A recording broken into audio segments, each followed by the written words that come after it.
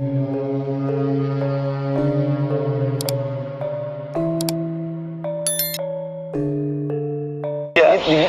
kobra, Iya. kobranya yang mati. Oh serius? Serius. Pernah digigit kobra? Digigit king kobra.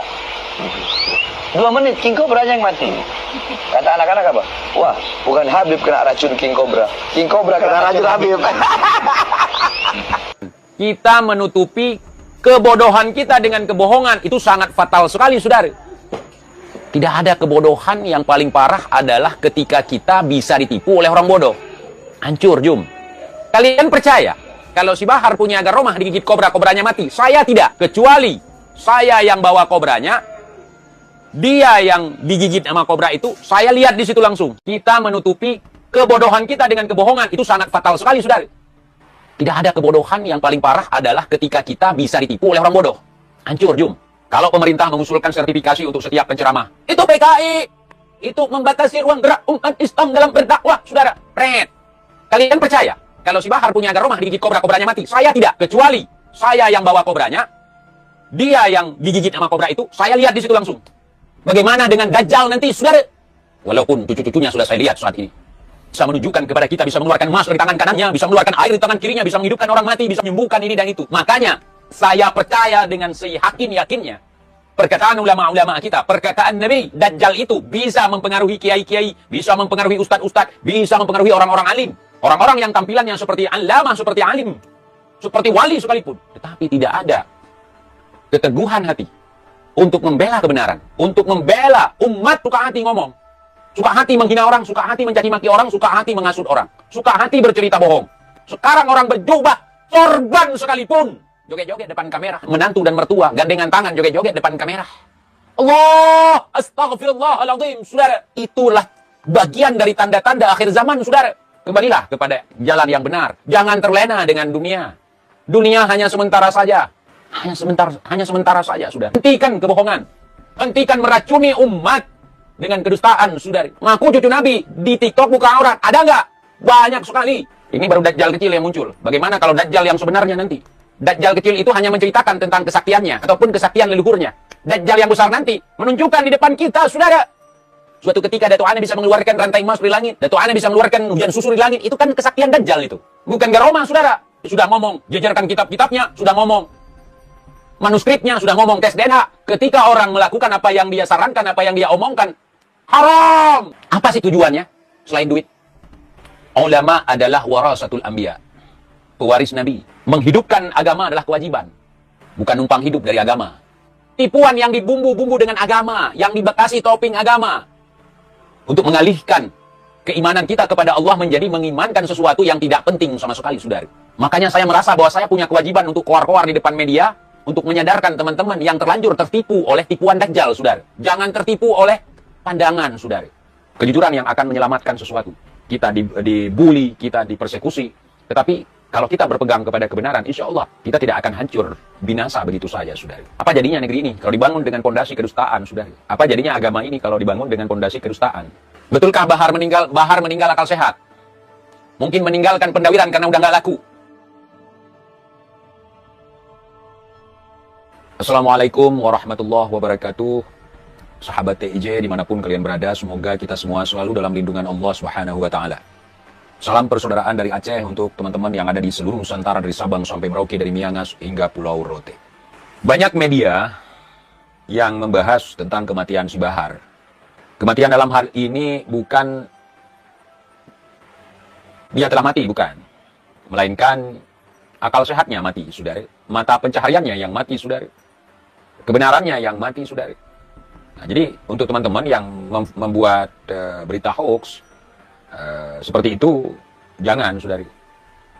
Ya, karena kita memberikan berita untuk masyarakat, apalagi edukasi yang jujur gitu. Kita tidak menginginkan kematian dia. Kita tidak menginginkan kematian untuk siapapun untuk saat ini. Nah, gitu. Supaya kita ingin merasakan dampak sosial ketika seseorang yang berbohong, ketika seseorang yang berdusta, ketika seseorang yang melakukan hal tercela, agar orang tersebut bisa menerima efeknya di dunia, saudari. Nanti kalau dikubur kan ya enak gitu, ada fakih mukaddam yang bisa nolongin dia gitu. Nah, jadi keinginan saya itu teman-teman untuk berbuat jujur sekecil apapun. Nah, Jangan pernah memframing, memfitnah, berdusta ketika Anda ingin melawan suatu kebatilan. Melawan kelicikan itu tidak dengan kelicikan, tetapi dengan kecerdikan, saudari. Jadi kalau kita melawan suatu kelicikan, suatu keburukan dengan hal yang tidak baik, ya sama aja. Tidak membawa dampak yang positif kepada masyarakat. Jadi masyarakat ini, netizen ini membutuhkan sesuatu yang jujur gitu. Karena di negeri kita ini orang kaya banyak, orang berpendidikan banyak, orang cerdas banyak, tetapi kita krisis orang jujur.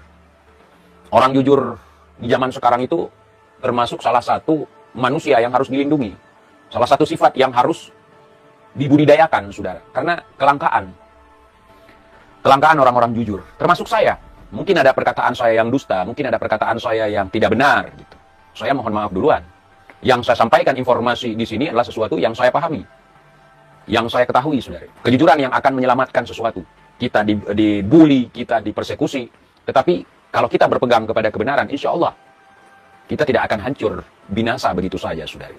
Karena kalau tidak jujur, di sini dusta, di sana bohong, di mana-mana pada dusta. Apa jadinya negeri ini kalau dibangun dengan pondasi kedustaan, saudari? Apa jadinya agama ini kalau dibangun dengan pondasi kedustaan?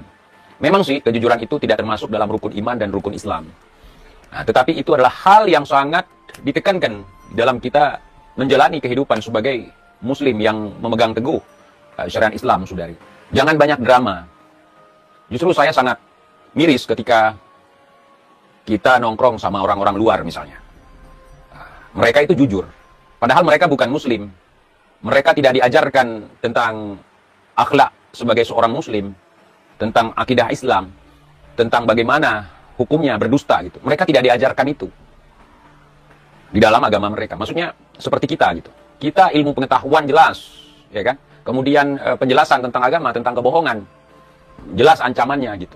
Nah, kerak neraka, saudara. Nerakalah. Neraka yang paling bawah. Neraka yang paling dahsyat sebagai hukuman untuk orang munafik. Nah, gitu. Munafik itu bukan tidak membela habaib. Munafik itu bukan tidak mendukung Robito. Munafik itu apabila berkata-kata selalu berdusta. Apabila berjanji selalu mengingkarinya. Apabila dipercaya dia berkhianat, saudari. Maka itu adalah ciri-ciri munafik. Apakah ciri-ciri itu ada pada diri kita, saudari? Mari kita introspeksi diri. Saya tidak ngomongin si Habib tukang bohong. Saya tidak ngomongin Kiai Ima tukang bohong. Tetapi yang saya omongin malam ini adalah mari kita jujur. Gitu. Ya, mari kita jujur kepada diri sendiri, kepada orang lain. Karena kalau tidak jujur, jangankan diakui sebagai cucu oleh Nabi, bahkan sebagai umatnya Nabi enggan. Nabi enggan mengakui. Kalau kita tidak diakui sebagai umatnya oleh Nabi Shallallahu Alaihi Wasallam, gimana tuh? Terus umat siapa kita? Mulailah pendidikan tentang kejujuran itu dimulai dari keluarga, dari diri sendiri. Coba kita tinjau. Dalam berpolitik ada kebohongan sekarang banyak, ya kan? Dalam pendidikan juga begitu. Dalam ekonomi juga begitu. Dagang di pasar ada kebohongan. Bahkan yang sangat miris sekali di kalangan orang-orang yang mengaku sebagai seorang Muslim, seorang agamawan, seorang ustadz, kiai, habib, nabi, banyak dusta, saudara. Apa jadinya agama ini ke depan? Apa jadinya generasi kita ke depan kalau semua diawali dengan kebohongan? Makanya Rasulullah itu sangat besar memberikan sanksi untuk orang-orang yang suka berdusta. Seolah-olah kalau dia nggak berdusta itu orang nggak percaya sama dia. Kalau orang yang mengucapkan sesuatu yang jujur, yang benar, apa adanya, persetan orang mau dengar, orang mau percaya atau tidak. Yang penting dia sudah menyampaikan. Yang penting dia sudah menyampaikan. Kejujuran di dalam agama adalah sesuatu yang diucapkan, yang diajarkan, yang dinampakkan adalah yang memiliki dasar. Dasarnya apa? Al-Quran dan hadis. Kemudian fatwa ulama, ya kan? Ijtihad. Jadi kalau nggak ada, karena demi kepentingan dia, demi perut dia, demi makan dia, demi pamor dia, berdusta. Sudah, dusta di mana-mana, gombal di mana-mana. Maka itulah yang akan membuat diri kita sendiri yang akan hancur sehancur-hancurnya, saudara. Maka mari kita introspeksi diri, mari kita tekankan, kita tanamkan pada diri kita dan juga keluarga kita, juga generasi kita, kejujuran. Takut dibully, takut dicaci, takut dimarahi, banyak sekali takutnya. Sementara kita sebagai orang yang beriman kepada Allah Subhanahu wa Ta'ala, tapi kita tidak ada rasa takut kepada Allah. Tidak ada sedikit pun rasa takut kepada Allah, dengan berperilaku seperti itu. Jadi, mudah-mudahan tidak hanya kita bahas tentang si Bahar dan segala macam, ini kepada kita semua.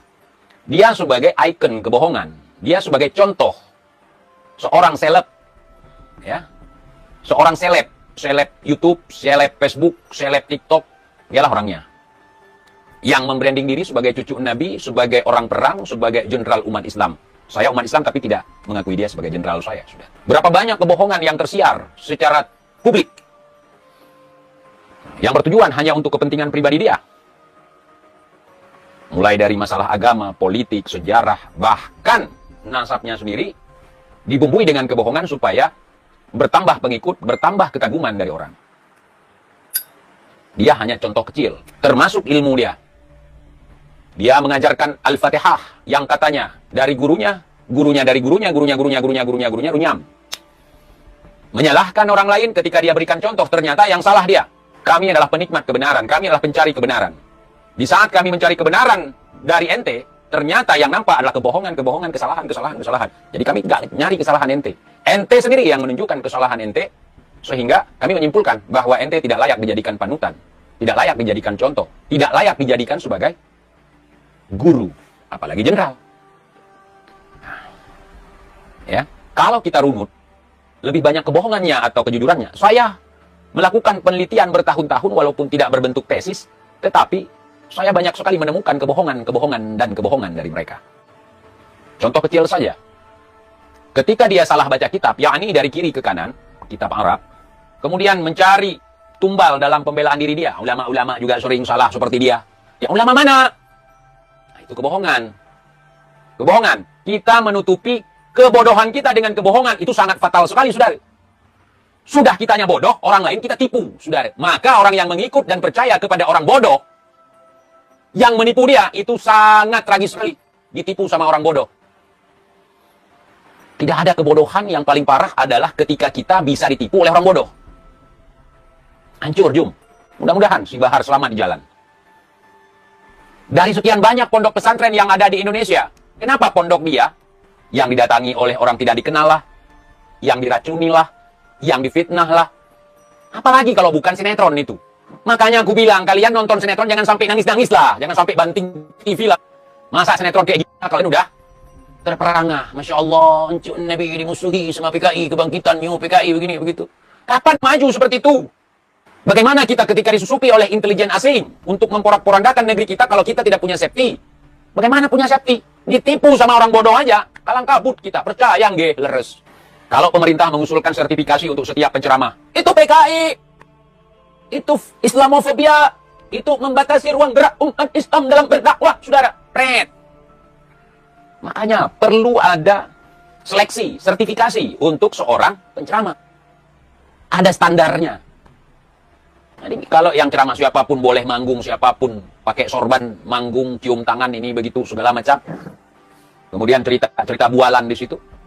Kalian percaya kalau si Bahar punya garomah digigit kobra, kobranya mati? Saya tidak. Kecuali saya yang bawa kobranya, dia yang digigit sama kobra itu, saya lihat di situ langsung. Karena itu sifatnya bukan gaib. Maka jangan gampang tertipu. Penipu receh aja masih tertipu. Bagaimana dengan Dajjal nanti, saudara? Mudah-mudahan saya tidak pernah melihat Dajjal, saudara. Walaupun cucu-cucunya sudah saya lihat saat ini. Jangan sampai. Bagaimana dengan Dajjal yang bisa menunjukkan kepada kita, bisa mengeluarkan emas dari tangan kanannya, bisa mengeluarkan air di tangan kirinya, bisa menghidupkan orang mati, bisa menyembuhkan ini dan itu. Berapa banyak orang yang akan terpengaruh. Makanya, saya percaya dengan seyakin-yakinnya perkataan ulama-ulama kita, perkataan Nabi, bahwasanya Dajjal itu bisa mempengaruhi kiai-kiai, bisa mempengaruhi ustadz-ustadz, bisa mempengaruhi orang-orang alim. Dia bisa menyesatkan itu. Hari ini kita lihat, bisa mengkoordinir kiai-kiai, ustadz-ustadz. Sehingga mereka membuat fatwa, kalau nggak percaya mereka, ente sama dengan PKI. Kalau nggak percaya mereka, ente sama dengan murtad. Itu adalah penampakan kepada kita hari ini, bahwa suatu saat, tidak akan mustahil Dajjal bisa mempengaruhi orang-orang yang berperban di kepalanya. Orang-orang yang tampilannya seperti alama, seperti alim, seperti wali sekalipun. Tetapi tidak ada keteguhan hati untuk membela kebenaran, untuk membela umat dari kesesatan, saudara. Lihat hari ini.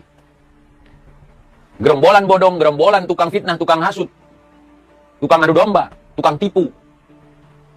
Udah sejauh mana mereka menipu? Sudah sejauh mana kita umat muslim di Indonesia tergeserkan nilai-nilai keislaman kita, saudara.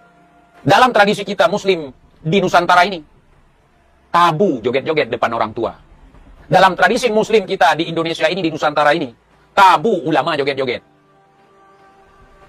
Dulu Marsandah joget-joget depan kamera, saudara, dibilang orang gila. Sekarang orang berjubah, sorban sekalipun, joget-joget depan kamera. Anak dan menantu, menantu dan mertua, gandengan tangan joget-joget depan kamera. Allah, astagfirullahaladzim, saudara. Itulah bagian dari tanda-tanda akhir zaman, saudara. Berapa banyak orang yang bisa keluar-keluar ngomong nasihat ke orang lain, tetapi dirinya tidak ada yang bisa menasehatinya, dan dia melakukan hal-hal yang bertentangan dengan omongannya sendiri, saudara. Berapa banyak, saudara? Berapa banyak? Maka, wahai saudara-saudaraku, walaupun saudara sebangsa dan setanah air atau sebangsa ciptaan Allah, ya kan? Kembalilah kepada jalan yang benar. Jangan terlena dengan dunia. Dunia hanya sementara saja. Ibarat kata, ini sekarang kita berada di zona asar, yang sebentar lagi maghrib. Hanya sementara saja, saudara. Hentikan kebohongan. Hentikan meracuni umat dengan kedustaan, saudari. Orang lain nggak boleh main TikTok. Haram! Sementara yang ngomong begitu, keluarganya, teman-temannya, circle-nya, klannya, sukunya, bangsanya. Nggak padam-padam TikTok, tengok.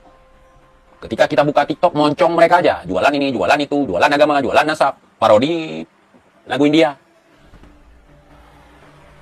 Saudari, antum, jangan main aplikasi TikTok. Hapus aplikasi TikTok dari handphone antum. Haram! Wanita-wanita buka aurat begini, begitu, segala macam. Kemudian ngaku-ngaku cucu Nabi. Ngaku cucu Nabi. Di TikTok buka aurat. Ada nggak? Banyak sekali. Taruhlah kami buka aurat di media sosial. Wajar. Kalian ingatkan sebagai cucu Nabi. Anak-anak kami tahu cara menutup aurat. Ketika saya upload ada bule nggak pakai jilbab. Ngamuk. Ente senang ya lihat orang buka aurat. Itu kafir. Nggak boleh bagi kafir pakai jilbab. Masa kafir harus pakai jilbab, ente buka aurat gitu. Haram, saudari. Buka aurat, ya. Jadi hati-hati, saudari. Ini baru dajjal kecil yang muncul. Bagaimana kalau dajjal yang sebenarnya nanti? Dajjal kecil itu hanya menceritakan tentang kesaktiannya. Ataupun kesaktian leluhurnya. Dajjal yang besar nanti menunjukkan di depan kita, saudara. Daerah yang gersang bisa disulap menjadi daerah yang hijau. Daerah yang kering kerontang bisa disulap dari daerah yang subur. Emas bukan turun dari langit dari Al-Kisah, tetapi dikeluarkan dari tangannya emas. Dajjal, Al-Masih Ad-Dajjal, saudari. Baru cerita, dikisahkan oleh orang yang mengisahkan, suatu ketika Datuk Ane bisa mengeluarkan rantai emas dari langit. Datuk Ane bisa mengeluarkan hujan susu dari langit. Itu kan kesaktian Dajjal itu. Bukan garomah, saudara. Jadi kalau itu saja kita anggap sebagai garomah, bagaimana dengan Dajjal yang bisa mengeluarkan emas dari tangan kanannya, mengeluarkan air dari tangan kirinya, bisa menghidupkan orang mati. Ente akan mengatakan itu garomah, nyata. Baru kisah yang dikisahkan oleh orang yang mengisahkan. Kalau tidak percaya, tanya sama saya. Itu bisa dijadikan sebagai dalil, saudara. La, ya ikhwan. Belum lagi yang ngomongnya mencela-mencela. Sudah ngomong verifikasi, sudah ngomong jejerkan kitab-kitabnya, sudah ngomong manuskripnya, sudah ngomong tes DNA. Ketika orang melakukan apa yang dia sarankan, apa yang dia omongkan, haram. Coba kalian renungkan. Bagi yang punya akal, yang nggak punya otak, nggak punya akal, nggak usah. Bagaimana merenungkan otak nggak ada, hati nggak ada.